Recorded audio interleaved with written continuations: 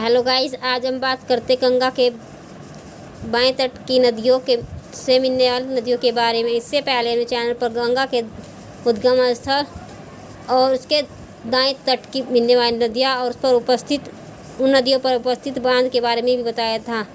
इससे पहले बता दें कि चैनल पर उत्तराखंड के आगम पिक्चर से संबंधित प्रैक्टिस सेट कराए जा रहे हैं, आप उन्हें ज़रूर कीजिएगा। और जो ये सीरीज टॉपिक वाइज चल रही है, ये उत्तराखंड के लोअर पीसीएस के मेंस एग्जाम में काफ़ी हेल्पफुल होगी और आपके काफ़ी टॉपिक्स इससे क्लियर हो चुके होंगे। बात करते हैं आज के टॉपिक के बारे में। गंगा के बाएं तट से मिलने वाली नदियाँ। गंगा जो है कि गंगा में बाएं तट से मिलने वाली नदियाँ, सबसे पहली नदी है रामगंगा नदी। रामगंगा नदी का उद्गम उत्तराखंड के दुधातोली श्रेणी श्रृंखला से होता है और कन्नौज के समीप आकर यह गंगा मिल जाती है।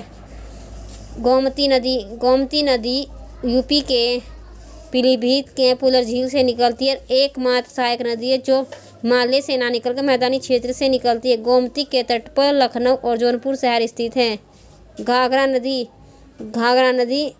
का उद्गम तिब्बत मानसरोवर में स्थित गोलामाधोता चोटी के निकट मावचू ग्लेशियर से आती है। नेपाल में घाघरा को कर्नेली कहा जाता है और बिहार के छपरा में आकर यह गंगा में मिल जाती है। गंगा की सहायक नदी है राप्ती नदी।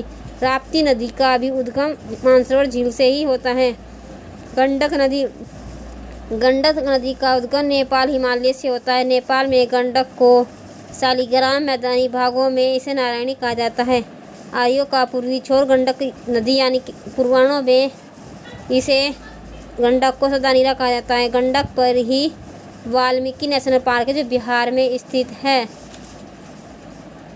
और नेपाल का चितवन नेशनल पार्क भी गंडक नदी पर ही स्थित है। ये इसके मुख्य तथ्यों के बारे में बताया गया है। बात करते हैं इसकी गंगा की सहायक नदी है अगली कोसी नदी। कोसी नदी 7 धाराओं से मिलकर बनी है और इनमें मुख्य धारा है कोसी नदी की 7 धारा में अरुण नदी, जिसे तिब्बत में पंगचू नाम से जाना जाता है। और यह अरुण नदी जो है गोसाईथान तिब्बत की गोसाईथान चोटी से निकलती है।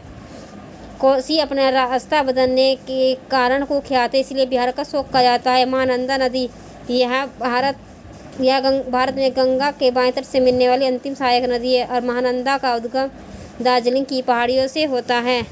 गाइस, वीडियो पसंद आई तो वीडियो को लाइक करना, चैनल को सब्सक्राइब करना।